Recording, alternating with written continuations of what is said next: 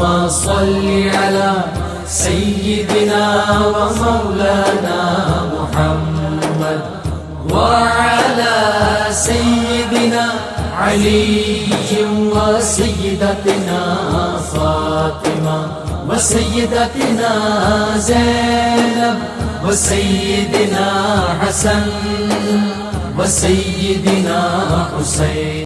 اعوذ باللہ من الشیطان الرجیم. بسم اللہ الرحمن الرحیم. الحمد للہ رب العالمین والصلاة والسلام علی اشرف الانبیاء والمرسلین واہل بیتہ الطیبین الطاہرین المعصومین. اما بعد.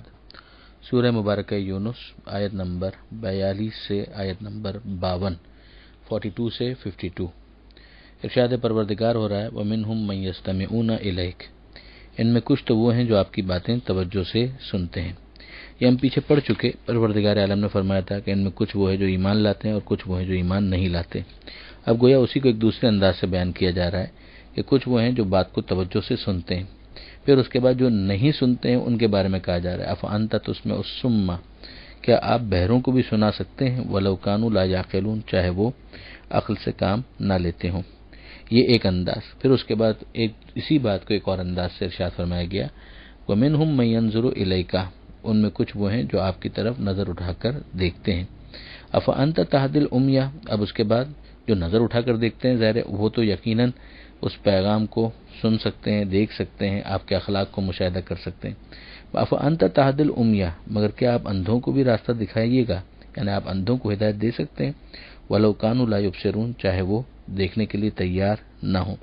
تو یہاں پر ہم دیکھتے ہیں کہ پروردگار عالم نے وہی انسانوں کی صلاحیت کے اوپر متوجہ کیا ہے کہ جو سننے کے لیے تیار ہیں وہ ہدایت پا جائیں گے، جو دیکھنے کے لیے تیار ہیں وہ ہدایت پا جائیں گے، اور جو گونگے بہرے رہنا چاہتے ہیں اور عقل استعمال نہیں کرنا چاہتے تو پھر ظاہر ہے ان کے لیے امکان نہیں ہے کہ وہ اپنے بہرے پن کے ساتھ ہدایت قبول کر پائیں. پھر ارشاد ہوتا ہے کہ ان اللہ لا یظلم الناس شیئا، یقیناً اللہ انسانوں کے اوپر ظلم نہیں کرتا ذرا سا بھی. یعنی اسی کو فردر ہم کنٹینیو کریں کہ اگر یہ لوگ دیکھنے کے لیے تیار نہیں، یہ سننے کے لیے تیار نہیں، تو یہ اللہ کا تو ظلم نہ ہوا، یہ تو ان کا خود اپنی استعداد سے جو خدا ہی نے ان کو دی ہے استفادہ نہ کرنا ہے. ان اللہ لا یظلم الناس شیئا، اللہ انسانوں کے اوپر کچھ بھی ظلم نہیں کرتا، ولکن الناس انفسهم یظلمون، مگر یہ لوگ ہیں کہ جو خود اپنے آپ پر ظلم کرتے ہیں. پھر ارشاد ہو رہا ہے میدان قیامت کی منظر کشی کہ وَيَوْمَ يَحْشُرُهُمْ كَأَن لَّمْ يَلْبَثُوا إِلَّا سَاعَةً مِّنَ النَّهَارِ، کہ جب اس دن قیامت کے دن جب یہ سب کے سب جمع ہوں گے، خدا ان کو جمع کرے گا تو ایسا لگے گا کہ جیسے دنیا میں دن کے ایک پہر سے زیادہ وہ لوگ نہیں ٹھہرے. یعنی دنیا کی زندگی میں جو 50، 60، 70، 80 سال کی زندگی کسی نے گزاری ہے، مگر جب میدان قیامت میں پہنچے گا تو اس کی یاد گویا ایسا محسوس ہوگا جیسے ایک لمحہ یا ایک پل یا ایک پہر ہی تو تھا دن کا، جس کے اندر وہ ایک دوسرے سے تعارف ہی کرواتے رہ گئے یا تعارفون بینہم، خبر پوچھتے رہ گئے، اور اسی کے دوران ان کی زندگی مکمل ہو گئی. یعنی یہ زندگی بظاہر کتنی ہی طولانی کیوں نہ لگے، قیامت میں وہ بہت مختصر محسوس ہوگی جو دنیا کی زندگی ہے. قد خسر الذین کذبوا بلقاء اللہ، یقیناً نقصان اٹھایا ان لوگوں نے جنہوں نے اللہ کی ملاقات کو جھٹلایا. وما کانوا مہتدین، اور وہ لوگ ہدایت یافتہ نہیں تھے. یعنی دنیا میں رہتے ہوئے جو غفلت تھی اس کی ایک بہت بڑی وجہ یہ تھی کہ آخرت کے دن پر ان کا ایمان نہیں تھا، آخرت کے دن کے اوپر ان کا یقین نہیں تھا، وہ ہدایت نہ پا سکے اور اس دنیا کو جو گزر جانے والی تھی، عارضی تھی، اس سے استفادہ نہیں کر پائے اور اس کے نتیجے میں خسارہ اٹھایا. اس لیے کہ جو سرمایہ انہیں دیا گیا تھا زندگی کا وہ اسی لیے تھا کہ آخرت کے دن کی وہ تیاری کرتے، نہ یہ کہ اسے ضائع کرتے. اب اس کے بعد اسی کانٹیکس میں اگر آپ دیکھیں تو اگلی آیت میں پیغمبر اکرم کو مخاطب کیا جا رہا ہے صلی اللہ علیہ وآلہ وسلم. وَإِمَّا نُرِيَنَّكَ بَعْضَ الَّذِي نَعِدُهُمْ، اور خواہ ہم آپ کو آنکھوں سے دکھا دیں کچھ وہ باتیں جن کا ہم ان سے وعدہ کر رہے ہیں. یعنی اب یہ دنیا کی زندگی اس ظرف زمان کے اندر جس میں بظاہر پیغمبر سانس لے رہے ہیں، یا قیامت تک کے ظرف زمان کے اندر جتنا بھی عرصہ اس دنیا کا باقی ہے اس کی کیا حیثیت باقی رہ جاتی، بہت مختصر ہے. تو تو ظاہر پیغمبر اکرم صلی اللہ علیہ وآلہ وسلم وہ دن آئے گا کہ جب پیغمبر اکرم کی آنکھ بند ہوگی اور پیغمبر اکرم رفیق اعلیٰ یعنی پروردگار عالم کی بارگاہ میں پہنچیں گے۔ تو اس دنیا میں بظاہر ہم دیکھیں تو اس انداز سے پیغمبر اکرم ان چیزوں کا مشاہدہ نہیں کر پائے جو بعد میں ہوئی اور قیامت تک ہوں گی۔ تو اس بعد میں قیامت تک جو چیزیں ہونے والی ہیں اس میں بہت سے وہ وعدے ہیں کہ جو پورے ہونے والے ہیں، مثلا آخری زمانے کے اندر اس دین کا دیگر ادیان باطلہ کے اوپر غالب آنا، اور جس کے نتیجے میں دیگر باطل ادیان جو ہے ان کا مزمحل ہو جانا اور ختم ہو جانا اور مغلوب ہو جانا، ان کا ڈکلائن اور اسلام کا ڈومیننس جو پرماننٹ ہوگا۔ یہ تمام تر چیزیں ظاہر ہے کہ اب تک نہیں ہوئی، آگے ہی ہوں گی۔ تو وہ تمام تر چیزیں ابھی تشنہ تعبیر ہیں، ان کو مکمل ہونا ہے۔ تو پروردگار عالم یہ کہہ رہا ہے کہ حبیب آپ اس کی پرواہ نہ کریں، آپ کی زندگی میں ہو یا قیامت تک کے ظرف زمان کے اندر کہیں پر یہ چیز ہو جائے، یعنی اس ٹائم لائن کے اندر کہیں پر بھی ہو جائے، ہم کر دیں گے۔ تو بعض چیزیں آپ اپنی آنکھوں سے دیکھ لیں گے، جیسے پیغمبر اکرم نے فتح مکہ کو دیکھا، جیسے پیغمبر اکرم صلی اللہ علیہ وآلہ وسلم نے بتوں کو شکستہ ہوتے ہوئے دیکھا، بت شکنی کرتے ہوئے اپنے ہاتھوں سے بت توڑے، خود مولا علی نے بت توڑے۔ یہ بہت ساری چیزیں انہوں نے دیکھ لی، اور بہت سی چیزیں ایسی تھیں کہ جو اب تک باقی ہیں اور ہوں گی انشاءاللہ مہدی منتظر علیہ السلام اور جناب عیسیٰ علیہ السلام کے ظہور کے بعد۔ تو پروردگار فرماتا ہے اُن توفینک، اور بعض چیزیں آپ انتقال فرما جائیں گے، ہمارے پاس آ جائیں گے، دنیا سے ہم اٹھا لیں گے، فإلینا مرجعہم، تو ہمارے ہی پاس ان سب کا بھی پلٹنا ہے۔ ثم اللہ شہید علی ما یفعلون، اس کے بعد اللہ گواہ ہے اس پر جو یہ کرتے تھے۔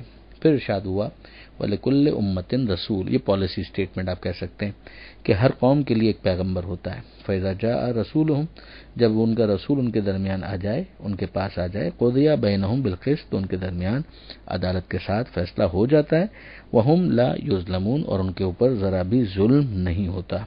اس کا مطلب یہ ہے کہ خالق کی طرف سے رہنما کے آئے بغیر اتمام حجت نہیں ہوتا، اس لیے سزا کا استحقاق پیدا نہیں ہوتا، مگر جب خالق کی طرف سے رہنما آ گیا تو اب جو مخالفت کرتے ہیں انہیں سزا کا استحقاق ہے اور ظلم لازم نہیں آتا۔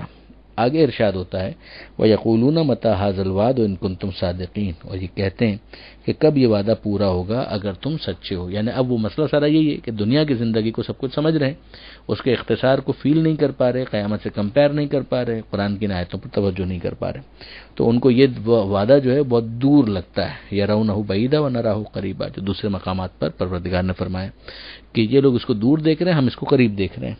تو یہاں ارشاد ہوتا ہے یہ لوگ کہتے ہیں کہ کب یہ وعدہ پورا ہوگا اگر تم سچے ہو۔ قل، تو اے حبیب آپ کہہ دیجئے لا املک لنفسی ضرا ولا نفعا الا ما شاء اللہ، آپ کہہ دیجئے کہ میں خود اپنے لیے نہ کسی نقصان پر قبضہ رکھتا ہوں اور نہ کسی نفع پر مگر جو اللہ چاہے، یعنی میرا نفع میرا نقصان یہ اللہ کے چاہنے سے مشروط ہے، تو میں تو خود اللہ کے اوپر ڈیپینڈنٹ ہوں۔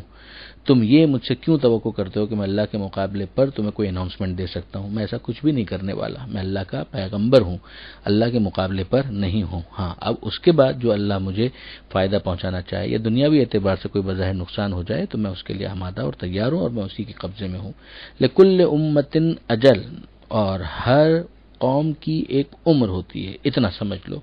یعنی یہ جو تم کہہ رہے ہو وعدہ کا پورا ہوگا، تو اس کا جواب یہ ہے کہ ہر قوم کی ایک عمر ہوتی ہے۔ اذا جاء اجلهم فلا يستأخرون ساعة ولا يستقدمون، جب ان کی عمر پوری ہو جاتی ہے تو ذرا دیر نہ پیچھے ہٹتے ہیں اور نہ آگے بڑھ سکتے ہیں۔ ٹائم پورا ہو جائے گا تو پھر اس کے بعد یہ سارے معاملات خود بخود خاتمے کی طرف چلے جائیں گے۔ قل، اور پھر اس کے بعد سمجھایا جا رہا ہے کہ اے حبیب کہہ دیجئے ارأیتم، تم نے کبھی غور کیا، ان اتاکم عذابہ بیاتن، اگر اس کا عذاب تم پر آ جائے رات میں، او نہارن یا دن میں، ماذا یستعجل منہ المجرمون، تو وہ کیا چیز ہوگی جس کی گنہگار جلدی مچا رہے ہیں؟ یعنی وہ تو کبھی بھی تمہیں اپنی گرفت میں لے لے گا، تمہارا وقت پورا ہوگا تو تم اس کے قبضے میں آئی جاؤ گے، اس مہلت سے فائدہ اٹھاؤ، ورنہ ہوگا کیا؟ ثم اذا ما وقع آمنتم به، کہ جب وہ واقع ہو جائے گی، یعنی جب وہ عذاب آ جائے گا اور تمہارا وقت پورا ہو جائے گا، پھر ایمان لاؤ گے۔ آمنتم به الآن، اب، وقد کنتم به تستعجلون، جبکہ تم پہلے اسی کی جلدی مچایا کرتے تھے۔ اب جب انسان عذاب کو اپنی آنکھوں سے دیکھ لے گا تو پھر ایمان سے انکار کا کسے یارہ ہوگا؟ یعنی کس کے لیے ممکن ہے کہ وہ انکار کرے؟ پھر تو سب ہی ایمان لے آئیں گے، جیسے آگے جا کر یہی انداز فرعون کے ساتھ بھی جو ہوا وہ بیان کیا جائے گا کہ وہ بھی جب غرق ہو رہا تھا تو اس نے کہا کہ میں ایمان لایا، مگر اس سے بھی یہی کہا جائے گا کہ اب جبکہ تم پہلے فساد مچاتے رہے۔ پھر اس کے بعد ارشاد ہوتا ہے ثم قیل للذین ظلموا، کہ جب ان کا یہ ایمان جو بالکل عذاب دیکھنے کے موقع پر ہے فائدہ نہیں دے گا، تو اس وقت ان سے کہا جائے گا للذین ظلموا، ان سے کہ جنہوں نے ظلم کیا، ذوقوا عذاب الخلد، اب ہمیشگی کا عذاب چکھو جو پرماننٹ عذاب ہے، هل تجزون الا بما کنتم تکسبون، تو کیا تم کو اس کے علاوہ بھی کسی چیز کی سزا دی جا رہی ہے جو تم کمایا کرتے تھے؟ یعنی وہی بات کہ ظلم ہماری طرف سے نہیں ہے، ظلم تمہاری طرف سے، تمہارے کرتوت ہیں جن کا بار اور بوجھ تم پر آ رہا ہے۔ آیت نمبر 52 پر یہ صفحہ مکمل ہوا۔ دعا ہے خداوند متعال سے قرآن پڑھنے، سمجھنے اور عمل کی توفیق عطا فرما، وارث قرآن امام زمانہ کے ظہور میں تعجیل فرما۔ وآخر دعوانا ان الحمدللہ رب العالمین، والسلام علیکم